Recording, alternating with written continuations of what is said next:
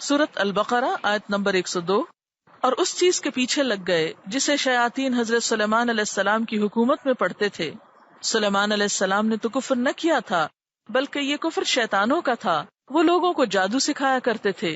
اور بابل میں ہاروت اور ماروت 2 فرشتوں پر جو اتارا گیا وہ دونوں بھی کسی شخص کو اس وقت تک نہیں سکھاتے تھے جب تک یہ نہ کہہ دیں کہ ہم تو ایک آزمائش ہیں، تم کفر نہ کرو. پھر لوگ ان سے وہ سیکھتے جس سے خاوند اور بیوی میں جدائی ڈال دیں، اور دراصل وہ بغیر اللہ کی مرضی کے کسی کو کوئی نقصان نہیں پہنچا سکتے. یہ لوگ وہ سیکھتے ہیں جو انہیں نقصان پہنچائے اور نفع نہ پہنچا سکے، اور البتہ تحقیق وہ جانتے ہیں کہ اس کے لینے والے کا آخرت میں کوئی حصہ نہیں، اور وہ بدترین چیز ہے جس کے بدلے وہ اپنے آپ کو فروخت کر رہے ہیں. کاش یہ جانتے ہوتے. یہاں پر ذکر ہوا یعلمون الناس السحر. عربی میں جادو کو سحر کہتے ہیں.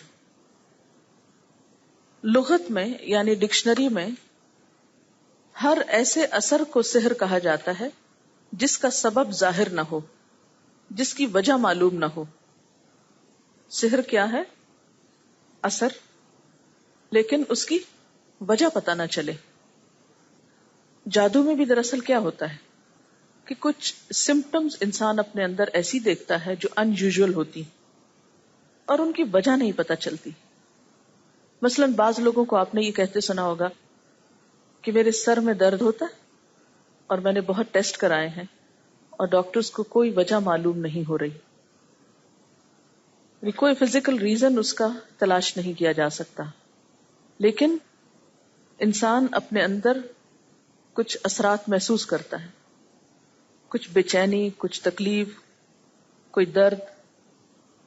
یہ اثرات کیا ہوتے ہیں؟ بسا اوقات کچھ کلمات، کچھ الفاظ کے اثرات ہوتے ہیں. مثلا آپ دیکھیں کہ اگر کوئی شخص آپ کی تعریف کرے تو آپ پر اس کا کوئی اثر ہوتا ہے. تو تعریف کیا ہے؟ دراصل چند الفاظ ہی تو ہیں. اسی طرح اگر کوئی آپ پر تنقید کرے کوئی اثر ہوتا ہے؟ کوئی آپ کو ڈانٹے اثر ہوتا ہے؟ ہوتا نا. کوئی آپ کو گالی دے اثر ہوتا ہے؟ تو گالی کیا ہے؟ ایک لفظ ہی تو ہے. الفاظ کے اثرات ہوتے ہیں. پھر آپ نے دیکھا ہوگا کہ ایک بات جو ایک دفعہ کہی جاتی ہے اس کا اثر کچھ اور ہوتا ہے. ایک بات جو بار بار کہی جائے اس کا اثر کچھ اور ہوتا ہے. اور کچھ الفاظ جن کو بسا اوقات سینکڑوں یا ہزاروں دفعہ پڑھا جاتا ہے، چلا کاٹا جاتا ہے، تو ان الفاظ کے پھر اثرات کچھ اور طرح ہوتے ہیں. سحر جو ہے اس میں بسا اوقات الفاظ کا سہارا لیا جاتا ہے. انہیں یا تو لکھا جاتا ہے یا پڑھا جاتا ہے ریپیٹڈلی. سحر جو ہوتا ہے وہ غیر محسوس اثرات کا نام ہوتا ہے نا. جس طرح مادی چیزیں ہوتی ہیں نا، مثلا مادی چیز سے مراد کیا ہے؟ یہ ایک بک ہے، تو اس کو اگر یہاں مارے تو کیا ہوتا ہے؟ فیلنگ آتی ہے نا، اثر ہوتا ہے. کیوں؟ اس لیے کہ یہ ہاتھ بھی مادی ہے. ہمارا جسم کیا ہے؟ مادی. اس کے اوپر جب کوئی مادی چیز آ کے ٹکراتی ہے تو درد ہوتی ہے ہاتھ کو، ٹھیک ہے نا. اسی طرح ہمارے جسم کے اندر روح ہے، تو جو روح ہے اس پر غیر مادی یا مانوی چیزیں اثر کرتی ہیں. مانوی چیزیں کیا ہیں؟ جیسے الفاظ یا آواز. لفظ جو ہوتا ہے، ورڈ، یہ مادی چیز تو نہیں ہے نا. مثلا میں کہوں بات، کہاں ہے؟ پکڑ کے لائیں بات کو. کلمہ پکڑ سکتے ہیں؟ کلمے کو نہیں پکڑ سکتے نا. تو جو کلمہ ہے وہ غیر مادی چیز ہے، ٹھیک ہے، یا مانوی چیز ہے. اب یہ بھی اپنا ایک اثر رکھتا ہے. جیسے اچھی نیوز کا اثر ہوتا ہے، بری نیوز کا اثر ہوتا ہے نا. تو وہ بری نیوز کیا ہے؟ پکڑ سکتے ہیں آپ اس کو؟ تو اس کا اثر ہے نا. وہ کہاں ہوتا ہے؟ کس پہ؟ آپ کے دل پہ، آپ کی روح پہ. تو اس بات سے انکار نہیں کر سکتے آپ کہ مادی چیزوں کا اثر مادہ پہ ہوتا ہے اور روحانی چیزوں کا اثر روح پہ ہوتا ہے. تو جادو دراصل ایک ایسی چیز ہے جس کا اثر انسان کی روح پہ ہوتا ہے، خیالات پہ ہوتا ہے، نظر پہ ہوتا ہے. ٹھیک. اب آپ دیکھیے کہ یہ جو خیال پہ اثر ہوتا ہے انسان کے، یہ روح پہ اثر ہوتا ہے، تو یہ روح کس کے اندر رکھی ہوئی اللہ تعالیٰ نے؟ جسم کے اندر رکھی ہے نا. تو جب روح پہ اثر ہوگا تو اس کا اثر جسم پہ آئے گا نا. اور یہ وائس ورسا ہوتا ہے. کیسے؟ مثلاً کاپی آپ نے اپنے ہاتھ پہ اگر ماری تو لگائی جسم پہ، لیکن اثر روح پہ گیا نا. اسی طرح جب کوئی چیز روح پہ پڑتی ہے تو اس کا اثر جسم پر بھی آتا ہے. بعض ایسے اثرات کے ذریعے انسان کی روح کو اس حد تک مفلوج کر دیا جاتا ہے کہ انسان پھر سروائیو نہیں کر سکتا.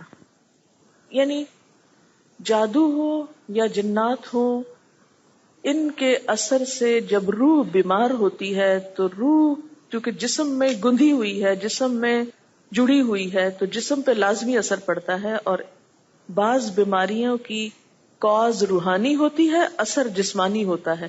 جسے بتایا تھا نا، درد ہو رہی ہے، سمجھ نہیں آ رہی، سارے ٹیسٹ کلیئر ہیں، کچھ نہیں ہے جسم میں، لیکن پھر بھی بیمار ہے. تو وہ کیا چیز ہے؟ وہ روح ہے. ٹھیک ہے. تو جب جسم پہ کچھ زد پڑتی ہے تو اس کا اثر روح پہ جاتا ہے، روح پہ پڑتی ہے تو اس کا اثر جسم پہ جاتا ہے، کیونکہ دونوں جڑے ہوئے ہیں ساتھ ساتھ. نبی صلی اللہ علیہ وسلم نے فرمایا ہے، ان من البیان لسحر. بعض بیان، بعض کلمات، بعض الفاظ، بعض سپیچ جادو کا اثر رکھتی. تو خصوصاً شعر و شاعری جو ہے، اس کا اثر ایسے ہی ہوتا ہے جیسے جادو کا اثر ہوتا ہے. یہ لفظ آپ نے محاورے میں نہیں سنا کہ فلاں شخص جو ہے وہ جادو بیان ہے، یا اس کا کلام جو ہے وہ جادو کی طرح اثر کرتا ہے. تو قرآن پاک سن کر جو دشمن تھے وہ نبی صلی اللہ علیہ وسلم کو کیوں کہتے تھے جادوگر؟ اثر ہوتا تھا نا دلوں پر. اسی طرح جادو میں بسا اوقات جنات اور شیاطین سے مدد لی جاتی، ان کے ذریعے اثرات ڈالے جاتے ہیں.